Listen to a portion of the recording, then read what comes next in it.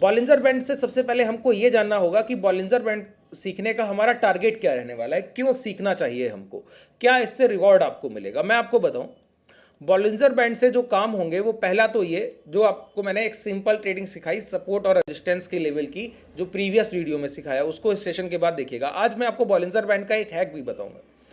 इस सेशन के एंड में मैं बताऊंगा कि अगर बॉलिंजर बैंड पे कभी भी प्राइस स्ट्रक्चर एक तरीके से बनता है तो फिर वो फेलियर नहीं होता, वहां आप अपना कितना बड़ा भी कैपिटल डिप्लॉय कर सकते हैं पूरे भरोसे के साथ। नेक्स्ट टू इम्पॉसिबल है कि वहां पर आपका कोई लॉस या एसएल एरिया कभी भी हिट हो जाए, नेक्स्ट टू इम्पॉसिबल।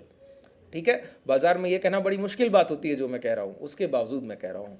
देखिए, बॉलिंजर बैंड को हम लोग उपयोग करते हैं इंट्राडे स्टॉक ऑप्शंस के लिए। स्टॉक ऑप्शंस आप लोग बाई करते हैं ना, कई लोगों का यहाँ पर क्वेरी रहता है कि स्टॉक ऑप्शंस मैं ट्रेड करता हूँ, कभी कभी तो टारगेट जल्दी मिल जाता है, कभी कभी क्या होता है एसएल भी नहीं जाता है, टारगेट भी नहीं, और फंड ब्लॉक है, अगले 5 से 10-15 दिन ट्रेड होल्ड करना पड़ रहा है, तब तक प्रीमियम डिके हुआ जा रहा है, फिर उसके लॉस बुक करने पड़ रहे हैं। तो मैं आपको बोलूँ, ऑप्शन बायर हो या स्टॉक ऑप्शन बायर हो या इंडेक्स, आपके लिए मोमेंटम महत्वपूर्ण है। अब इंडेक्स ऑप्शन बायर को मोमेंटम 1 से 2 दिन में चाहिए, इंट्राडे ऑप्शन बायर को मोमेंटम 3 से 4 दिन में चाहिए। स्टॉक ऑप्शन बायर को मैं आपको एक बात बोलूं, स्टॉक ऑप्शन में बॉलिंजर बैंड का अगर आपने उपयोग किया, मैं आपको एक बात क्लैरिटी से बोलता हूं, इंट्राडे में आपकी पोजीशंस मोर देन डबल हो जाएंगे, 2 गुने से अधिक हो जाएंगे। कभी कभी आप देखेंगे 3x to 4x आपका कैपिटल विद इन इंट्राडे। हालांकि ये हमेशा नहीं होता है, लेकिन जब आपका मोमेंटम आपने कैरी कर लिया तो वो आपको बॉलिंजर बैंड से ही मिलेगा। एक पूरा टेक्निक मैं आपको पूरा लेखा चिट्ठा दूंगा इसका कि कैसे आप बॉलिंजर बैंड की कौन कौन सी चीज़ों से प्रक्रिया से होकर गुजरेंगे एक ट्रेड एग्जीक्यूशन तक। चलिए शुरुआत करते हैं। इससे पहले हम लोगों ने क्या सीखा है बताइए। मैंने आपको बताया कि बॉलिंजर बैंड एक 3 लाइंस का एक समूह है, 3 रेखाओं का एक समूह है, जिसमें इसका मिडिल लाइन जो है वो 20 का औसत है, 20 का मूविंग एवरेज है, सिंपल मूविंग एवरेज है। ठीक है, और इस 20 के ऊपर की लाइन को हम लोग कहते हैं अपर विड्थ और नीचे की लाइन को कहते हैं लोअर विड्थ। अच्छा, ये अपर विड्थ और लोअर विड्थ क्या है?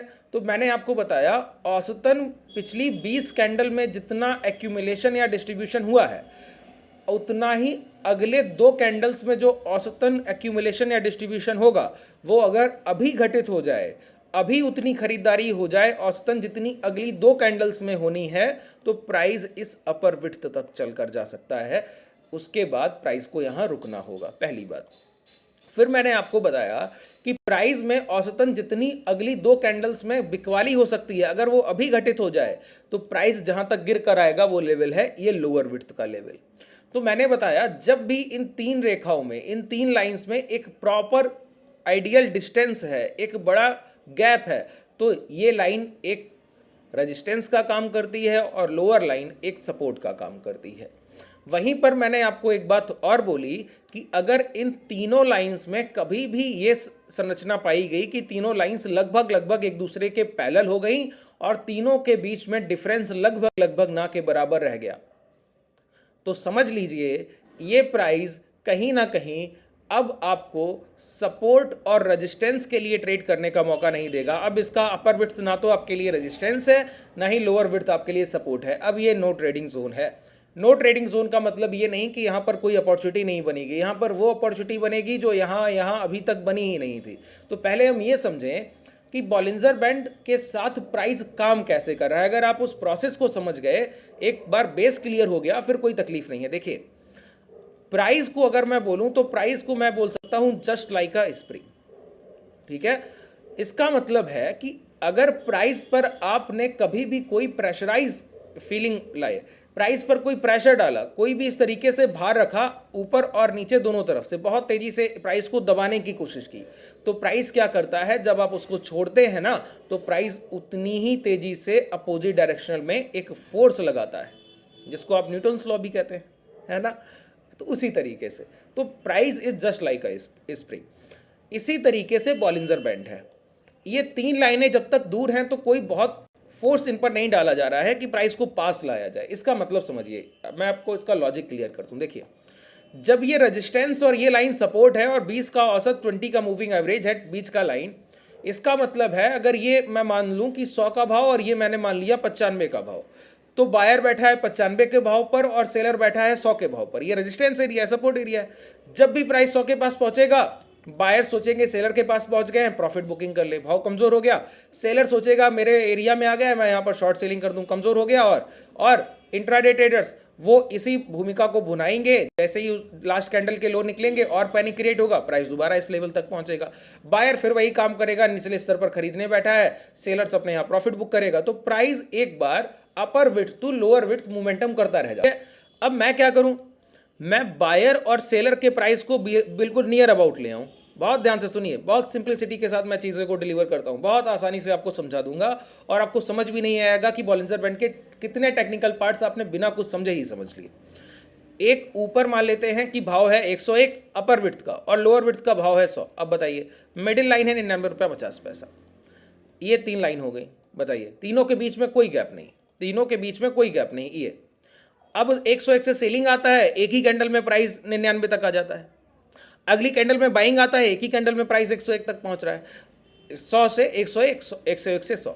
तो अब ये प्राइस में क्या है, बायर सेलर एक दूसरे को प्रेशराइज कर रहे हैं। अच्छा, ये प्रेशर कब डाला जाता है, जब बायर्स अपने बाइंग जोन को हायर साइड शिफ्ट करना चाह रहे हो और सेलर्स भी अपने जोन को लोअर साइड शिफ्ट करना चाह रहे हो।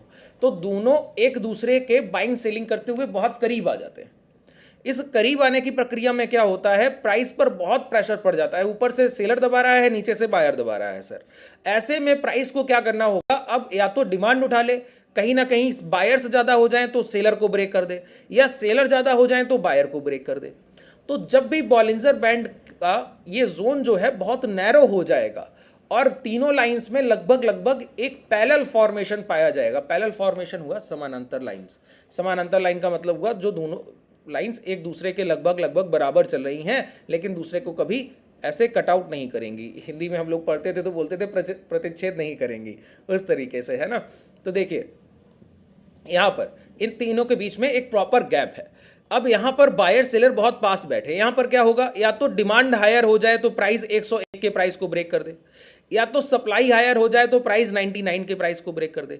अब देखिए, यहाँ पर मिडिल लाइन 20+2 बहुत करीब है और 20-2 भी बहुत करीब है। इसका मतलब है कि अगले 2 दिन की खरीदारी तो अभी हो ही रही है, तो प्राइस हर बार यहाँ पहुँच रहा है, और अगले 2 दिन की बिकवाली भी अभी हो रही है, तो प्राइस हर बार यहाँ पहुँच रहा है। तो प्राइस में कोई मोमेंटम नहीं हो रहा है।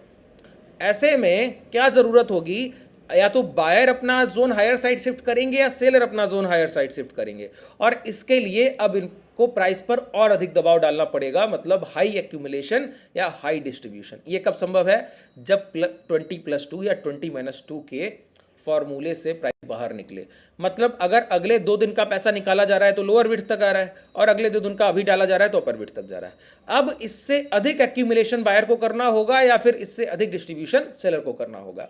अगर अगले 2 दिन की औसतन खरीदारी से ज्यादा बाजार में अब खरीदारी हुई तो प्राइस क्या करेगा, बोलिए, प्राइस अपर विड्थ को ब्रेक कर देगा। इसको कहते हैं, देखिए, अपर विड्थ मैंने पहले आपको बताया क्या, upper width act like a resistance. ऊपर का लाइन जो होता है बॉलिंजर बैंड का, ये रेजिस्टेंस की तरह काम करता है जब तीनों लाइंस में एक उचित दूरी है। ठीक है, अब तीनों लाइंस बहुत नैरो हो जाए तो समझ लीजिए इन तीनों लाइंस के बीच में कोई बहुत ज़्यादा डिफरेंस रह नहीं गया, है ना। तो यहाँ पर प्राइस में अगर हायर बाइंग हो गई, अगले 2 दिन से अधिक पैसा डाला गया, तो प्राइस क्या करेगा, अपर विड्थ को ब्रेक करेगा। अपर लाइन तो यही बता रही है 20+2, 20+3 हो गया तो अपर विड्थ ब्रेक, 20-3 हो गया तो लोअर विड्थ ब्रेक। तो अगर ज़्यादा डिमांड आ गई तो प्राइस क्या करेगा, अपर विड्थ को ब्रेक करेगा। अपर विड्थ को ब्रेक करने का सीधा सा मतलब समझ में आया, अगले 2 दिन में औसतन या अगली 2 कैंडल्स में औसतन जितनी खरीदारी होनी थी उससे कहीं अधिक खरीदारी हो गई है। अच्छा बताइए, जितनी बड़ी डिमांड उतना बड़ा मोमेंटम। बात क्लियर है कि नहीं। अगर बायर्स ने सेलर्स को काटते काटते कहीं ज़्यादा अपना कैपिटल डिप्लॉय कर दिया होगा तो प्राइस तो बहुत तेज़ी से हायर लेवल की तरफ निकल जाएगा। वही तो हमको चाहिए। तो प्राइस क्या करे, इस अपर विड्थ को ब्रेक करे। तो ये है क्या, पहले बताइए। अब देखिए, अपने हम लोग कभी बेस से नहीं हटते हैं। अब आप बॉलिंजर बैंड सीख रहे हैं तो समझिए कि प्राइस एक्शन को भूल जाइएगा। अरे सर, आप बॉलिंजर बैंड सीखते सीखते प्राइस एक्शन को भूल जाइएगा तो फिर ट्रेड कैसे कीजिएगा, है ना। तो मैं आपको बताता हूं क्या ब्रेकआउट थ्योरी, रेजिस्टेंस का ब्रेकआउट या सपोर्ट का ब्रेकडाउन कैसे होता है। जिस कैंडल से रेजिस्टेंस ब्रेक होगा उस कैंडल के जब हाई निकलेंगे तो ब्रेकआउट वैलिडेशन होगा। तो हमारी एंट्री के लिए सिर्फ अपर विड्थ का ब्रेक होना जरूरी नहीं है। अपर विड्थ ब्रेक होने के बाद जिस कैंडल से ब्रेकआउट हुआ, अगर उस कैंडल के हाई निकलने लगे तो हम इस ट्रेड में एंटर करेंगे। मैं आपको एक बात बोलूं, ऐसा प्राइस इसी अपर विड्थ के साथ चलते चलते इंट्राडे में 3 से 4% इक्विटी दे जाता है, और यही प्राइस आपको स्टॉक ऑप्शन में डबल डबल ट्रिपल ट्रिपल के रिटर्न इंट्राडे में दे जाता है। इतना पावरफुल कॉन्सेप्ट है ये, और आपको मैं ये अभी साबित कर दूंगा, दिखा दूंगा। कल के सेशन में कुछ स्टॉक्स ऐसे चल कर गए, जैसे कि मैं आपको एक एग्जांपल दूं, इंडस टावर चल कर गया है ना। तो इंडस टावर अभी मैं आपको दिखाऊंगा कि कैसे काम करती हैं चीज़ें, ठीक है। देखिए ये चीज़ समझ में आई जो मैंने आपको बताया, बहुत क्लियर कॉन्सेप्ट है, ठीक है।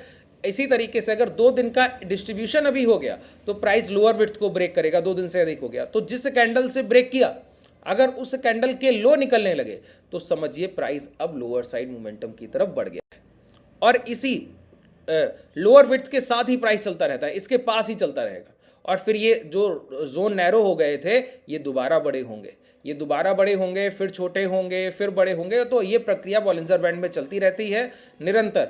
आपको बस ऐसे स्टॉक्स को ट्रेड करना होता है जहां पर बॉलिंजर बैंड नैरो और पैरेलल लाइन में आ गया हो, उसके बाद वहां पर अवेयर बैठिए, और जब भी कोई मोमेंटम मिलने की संभावना बने वहां पर ट्रेड अपने एग्जीक्यूट कीजिए। चलिए अब हम लोग एक एग्जाम्पल पर चलते हैं।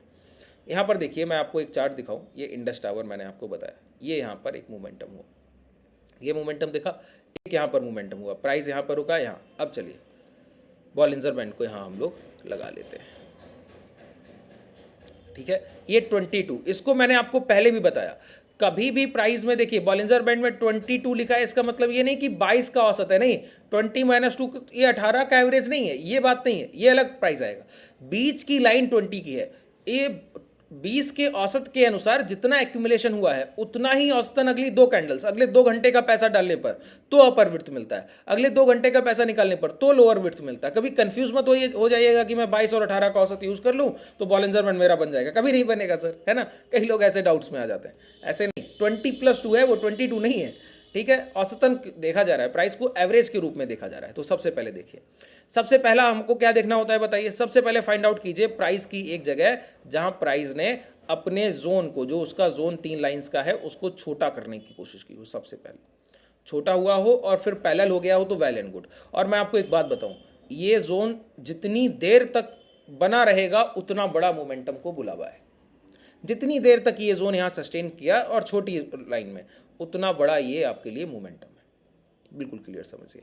आइए दिखाऊं मैं आपको।